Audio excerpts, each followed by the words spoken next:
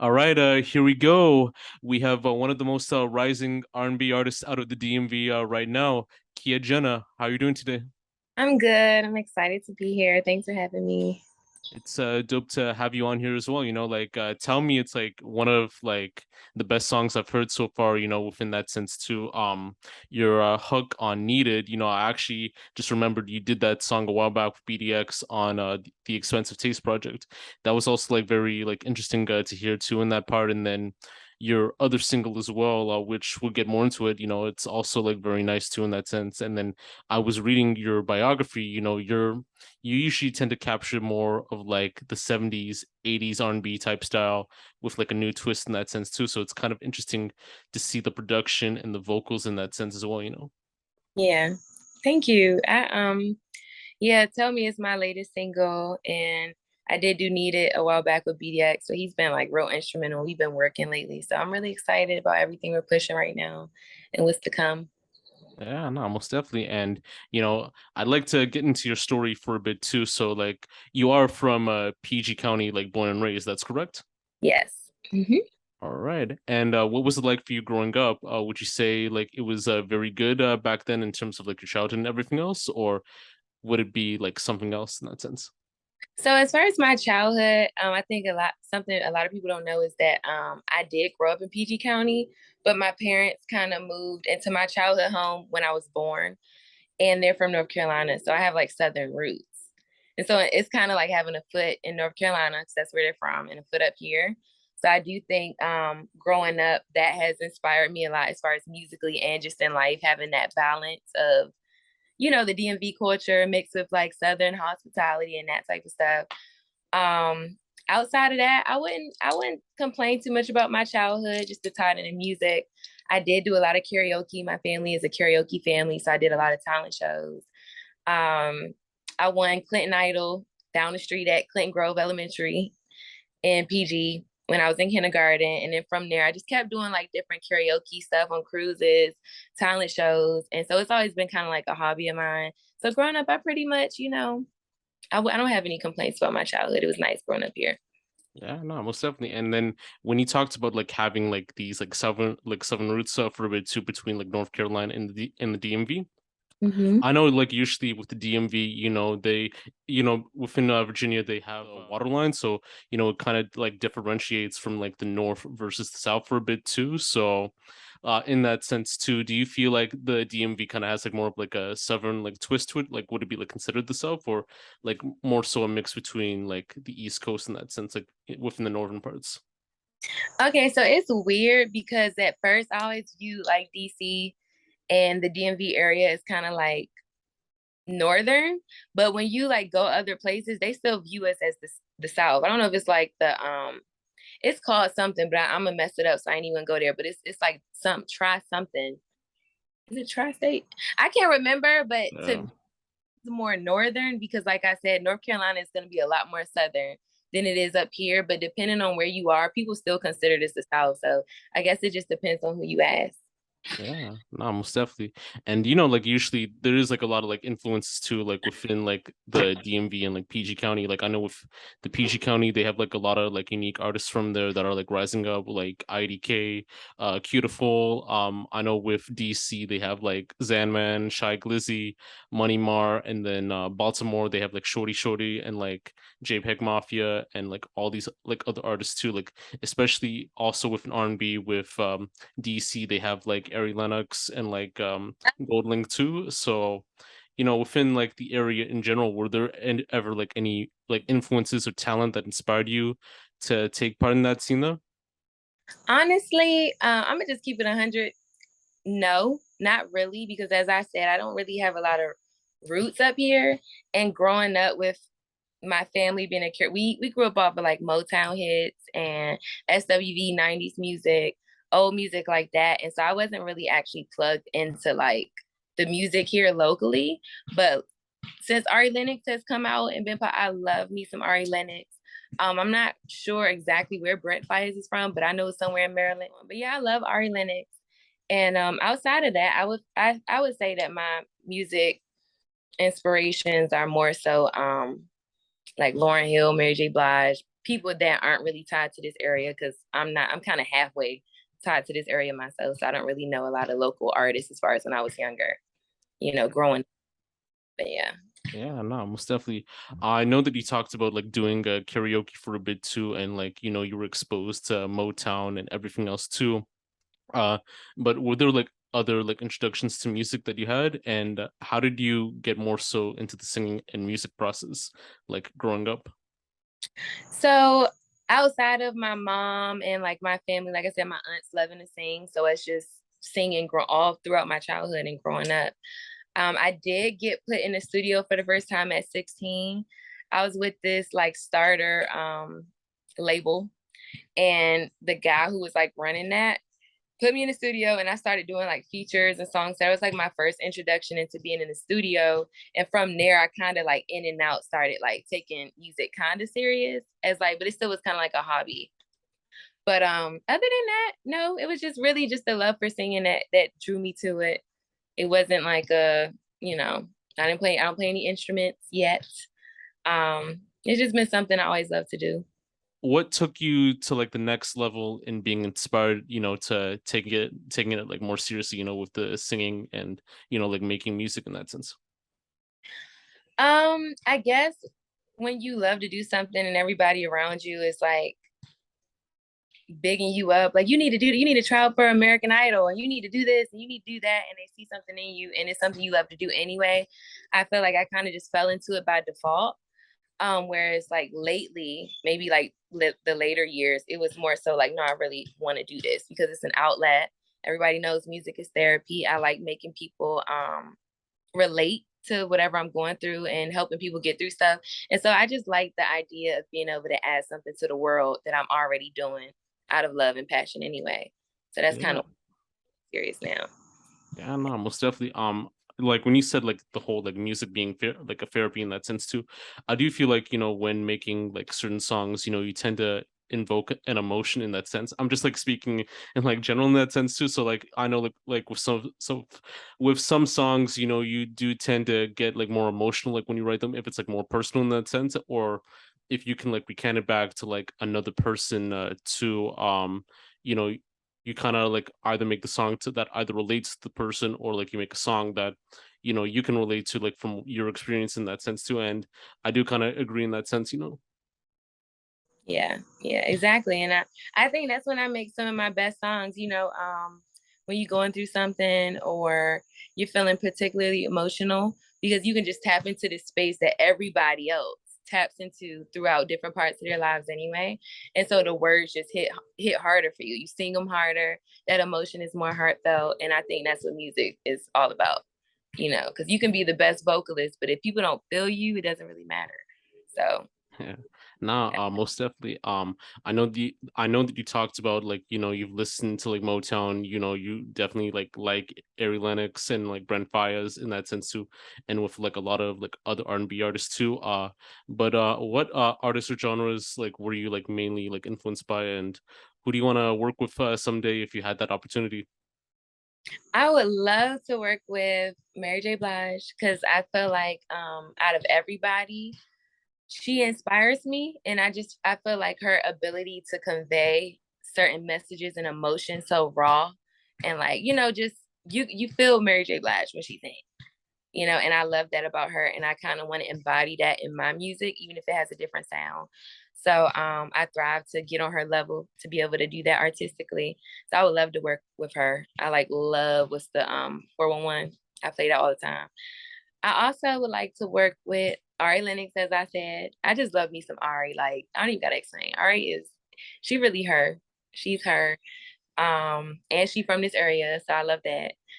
And outside of that, I'd really be happy to work with it. Like, I think anybody you could think of that we all grew up, like Alicia Keys, Beyonce, all the big names, I feel like in some way or shape, they all inspire me because I've never really had favorite artists outside of Mary J. Blige as much as I've had favorite songs from those artists, and those inspire me. I like what they did with that. I like the message they conveyed through that. I like how they did that.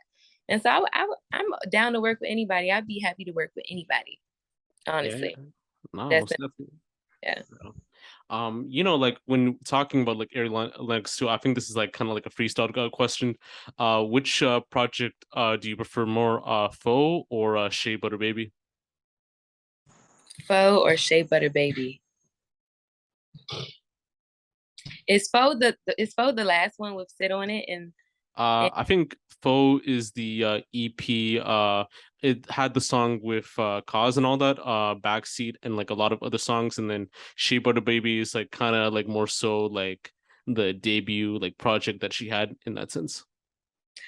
I can name the songs and whatever. I just got a new apartment. I'ma get the floor wet. That Faux? I Up think late. so. Like the apartment song. Yeah. I think let me do some research on that actually for a bit too. I'm just kind of like typing for a bit. I don't know. I ain't be honest. I don't know the damn EPs. I just know what I like, and I like. All right. Yeah. Yeah, new apartments on Shea Butter Baby and all that. So yeah, Okay. Both of them. Both of them. I got my certain songs from but you know what? The very first song that I heard from her, and I was like, who is that? It was an ad that popped up on my Instagram, and it said BMO, and she, break me out, they get you uh, song, and then I've been riding like. yeah. I do feel like BMO is like one of like the best songs yet, as well as like Shea Butter Baby. But I think like what got me into Ari for a bit too, like I'm not like crazy about her, but I think her song Backseat with Cause, like it was on the Revenge of the Dreamers project, and then also on her Faux EP. I felt like that was like one of the most like killer like songs, like in that sense too. It has like that whole like dark vibe in that sense too, but like more like vibrant and melodic too in that sense. And then BMO, classic Erica Badu, Dr. Dre sample in that sense too. Like you hear like the do do do, like it's amazing in that sense too. And like I think like with the remix that she had with Doja, it was also dope too. Yeah. Yeah, most definitely. Just getting back onto like your music right now. So you released Tell Me, a very dope song by the way, and then your other song, No More Talk. So what was like the creative process and the inspiration for those tracks? So for No More Talk, I actually wrote that. I don't even know when I wrote the hook for that, but I had it for a while, but I was struggling with engineers and figuring out how to articulate exactly what I wanted my sound to be like. And it just so happened that when I went to the studio to record No More Talk, I had the bright idea instead of trying to record it first and then get the sound right. I was like, no, I want to get the sound right first. And then I'm gonna record it with the preset that I want. Cause it wasn't a lot. I don't like it didn't need a lot of auto tune, but it was like some with the reverb. And I was just like, it's just too dry. I don't like it. I don't like it. And so we ended up getting the sound right in 15 minutes. And because I liked it so much, instead of getting hung up on what I didn't like while I was trying to record, I knocked it out. And it just so happened that Chef E, who's a feature on that song, was in the studio. And so he was kind of playing around with it because he's a rapper, like rapping. And I'm like, hop on it. And it ended up getting pretty much laid down for the most part that night. I had never finished a song that fast because I always get hung up on, you know how you're your biggest critic. So you hear like a note Yeah, that's off, or you hear like that's flat, or I don't like that yeah, effect. So you keep getting stuck on that. That night, I just knocked it out. And so that's kind of why it ended up being my very first single. It just happened that way. I love that song. I think it's a vibe. I love Ashanti and Ja Rule and like that like feminine and masculine flow on music. I think everybody likes that. That's why it always works. And so I kind of wanted to embody that with that song. And so that's kind of how I came up with, okay, you sing here, we're gonna harmonize here. No yeah. more. So it's just like a vibe and ended up working. So that's how that song came about. And then Tell Me, so the thing with Tell Me is BDX, he sent me some beats and we both like that beat the most.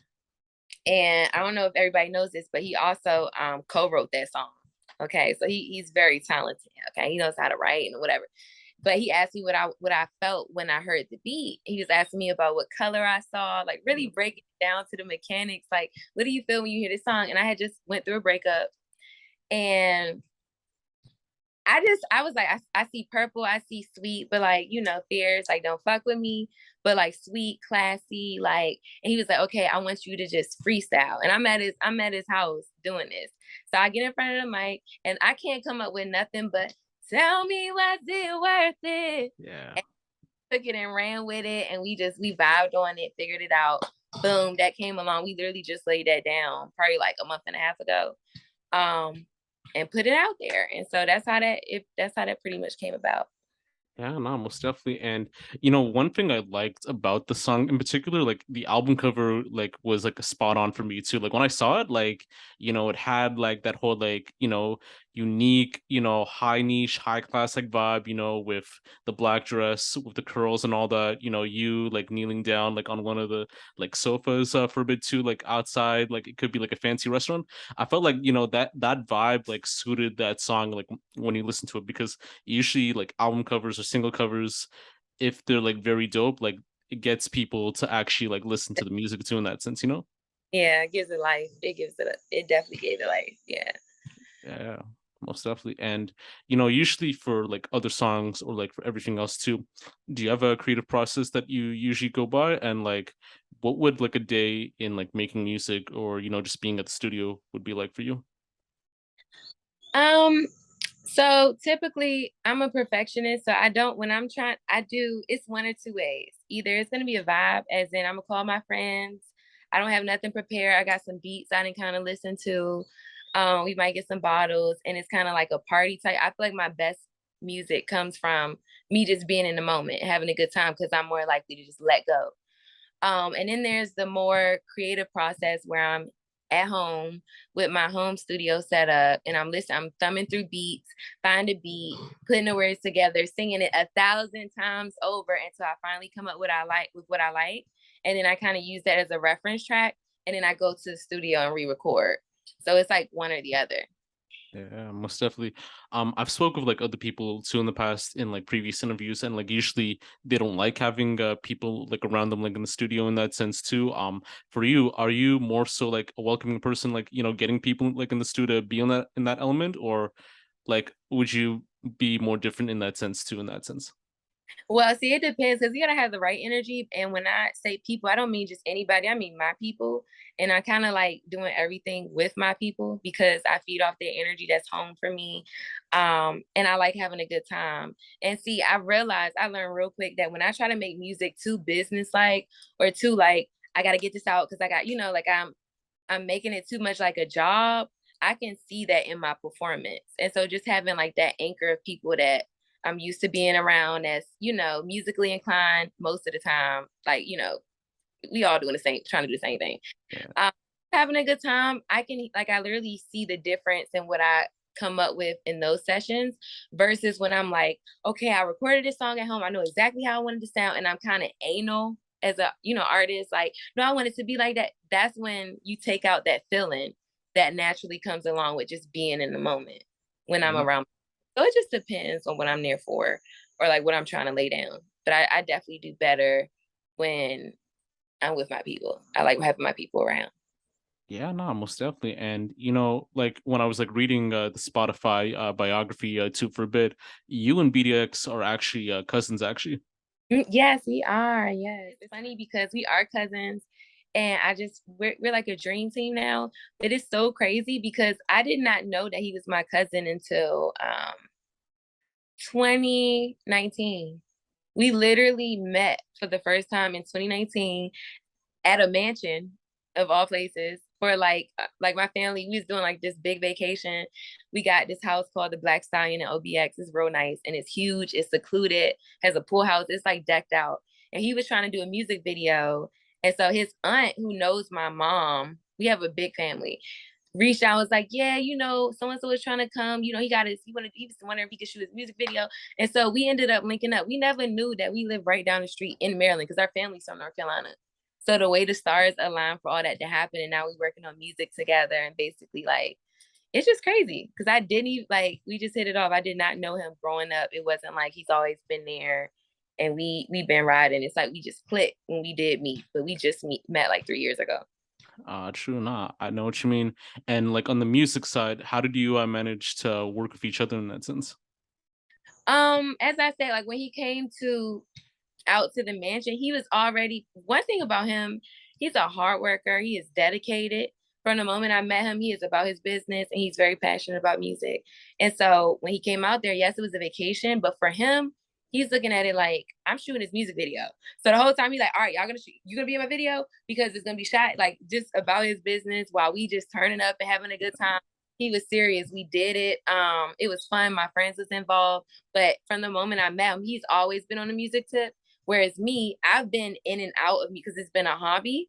And at that time, I kind of was taking it more seriously, but COVID slowed everything down because we were supposed to link up after that and do stuff. But, you know, COVID just messed a whole lot of stuff up. But it's always been like that because he's been in music and going hard with it, and I've been trying, so we just naturally align. Yeah, And then, most definitely. and he's back on his side because he wasn't living here for a little while, so he's kind of long distance.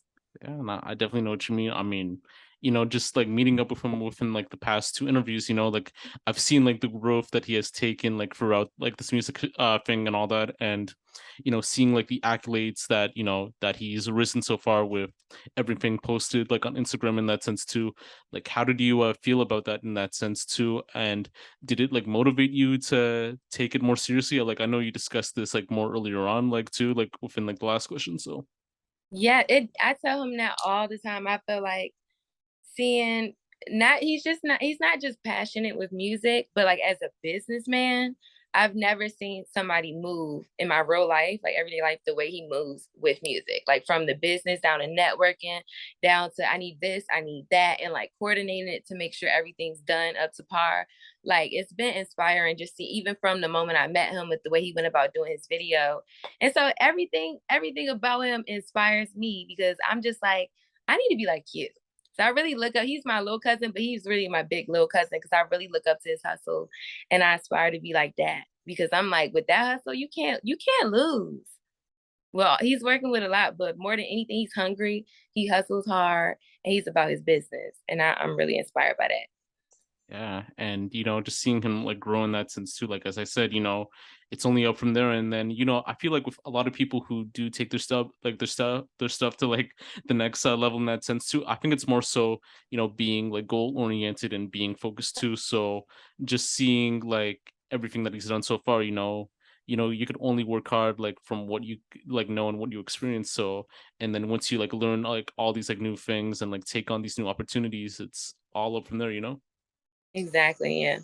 Yeah, Yeah. most definitely. As far as like advice or lessons that you've learned, what were like some things that you've learned from each other that you both implement in your music right now? Um, I won't speak for him, but I feel like for me, like I said, it's just his ability to manage multiple things at once and like basically his time management. Um, and then his vision. Because if you talk to him, I feel like if you just talk to him for 5 minutes, not even knowing him, you could tell he has a vision and that he's the type of person that's going to do everything in his power to achieve it. Even by the way, like, I don't know how to explain it, but I feel like that's, like I said, been the most inspirational thing to me. And that's what I'm learning. It's just watching him and how he maneuvers in a room, how he can control a crowd, how he can get in the room with the right people, just doing what he does naturally. I'm learning from that. I'm taking notes from that. And so I think that's the biggest thing is just how he goes about, executing the goals he sets for himself. Yeah, no, most definitely. And getting back into you right now, like when I read the name like Kia Jena in that sense too, it has like an interesting twist to it because the only thing that I know from like a Kia, like the cars and all that, so that's like the only name that I have noticed from that sense too. But just speaking on your stage name, like how did you get that name by any chance? It's my actual name. Oh, true. Yeah. So my name is Nakia Janae. So everybody calls me Kia. And so Kia Janae. Hmm. No, interesting. Just dealing with these last two questions right here. So do you have any like short-term and long-term goals for your music career in that sense? Yeah, so right now I really want to focus on putting out some more singles and like kind of work on maybe like an EP. I want to say album, but that's just so much. So I'm gonna keep it small and say EP in the background while I'm putting out singles. But I also really want to get into doing covers because after this last performance, I'm really interested in traveling to different like festivals, concerts where they hire bands, even down south, like, you know, they do a lot of they have, what's it called? The Down East Classic going on in September. I would love to perform for something like that. I feel like I would be like well received. And I just really enjoyed learning the choreo, working with my girls who just happen to be dancers, really good dancers. And that whole experience was fun to me. And so I think that'd be good to kind of go ahead and get out there and start performing, whether I'm doing remixes, covers, and a few originals here and there, which is why I want to do the singles. But I definitely want to start working on a project so that once I kind of do that and build up that momentum and post online and start posting reels and covers and stuff like that, I have something to drop when people want to hear just me and like what I'm about. So that's kind of where I'm at with it right now. Yeah, no, most definitely. And you know, like just speaking more so on performances and too in that sense, I do feel like everywhere you go, like there is like an open opportunity to perform, like whether it's opening up for like a very big artist or, you know, doing like a small festival or like a mid-sized festival too. So I do feel like those dreams can be achieved in that sense too. It's more so like within networking and like, you know, having the confidence to actually perform too. So I do definitely see you, I do actually like see you like perform in like those like types of events or those types of festivals and that. So I do like manifest it in a way, you know. Yeah, I appreciate it. I'm trying to manifest too, so the more the merrier. Yeah, Yeah. most definitely. What's next for you right now in terms of like other music or creative projects and so forth? And do you have any final words that you'd like to say for any creative or any person out there pursuing their dreams? I would say stay true to yourself. And that's my biggest thing. Stay true to yourself in every aspect of that statement. It's cliche, but stay true to yourself. Be you throughout, you know, your art. Just be yourself and stay true to what you represent. But I also want to say, tell me, No More Talk, Need It, and VIP. All of my stuff is on all major platforms. You can stream it now. I really appreciate it. Let me know what you think. It's on YouTube. Drop a comment, share, post some reels, some stories, because I'm upcoming and any support is really appreciated. And I plan on putting out a lot more covers in the meantime while I'm working on those singles, just to keep the momentum going and keep people, you know. Yeah, most definitely. And where can they find you like on social media or like on any of the other handles? So my social media and the names, it's all the same. It's Kia Janae, KIAJENA.